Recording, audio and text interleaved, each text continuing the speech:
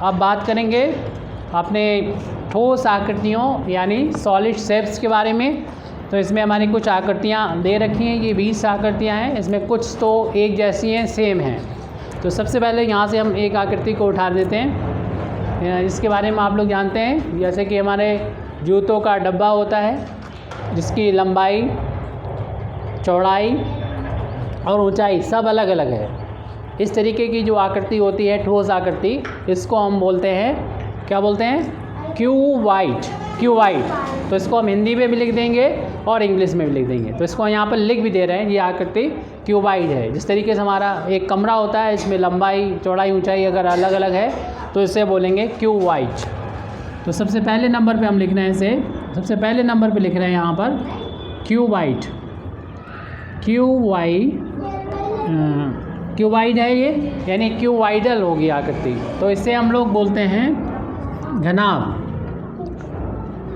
और क्यूबाइडल लिखेंगे यानी कोई आकृति अगर, जैसे कमरा हमारा कैसा है, घनाभाकार है, यानी क्यूबाइडल, क्यूब की शक्ल का है, तो उसे बोलेंगे क्यूबाइडल। हिंदी में बोलेंगे घनाकार। फिलहाल इसकी आकृति अभी याद कर दीजिए आप, क्यूबाइड। ये क्यूबाइड वाली आकृति है। उसके बाद हम लोग यहाँ पर दूसरी आकृति की बात कर रहे हैं, ये है, इसे हिंदी में बोलेंगे क्यूब।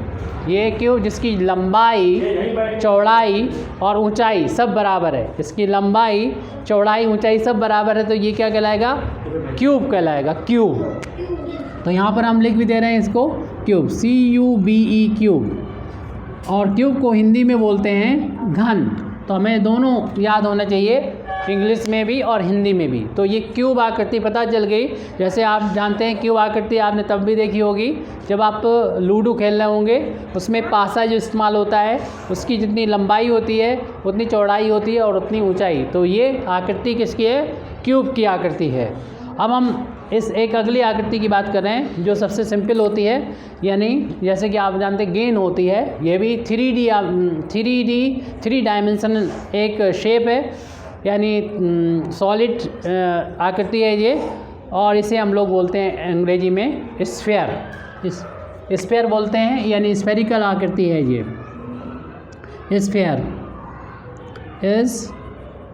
स्फीयर माने गोला बोलते हैं, ये हो गया है यहाँ पर गोला।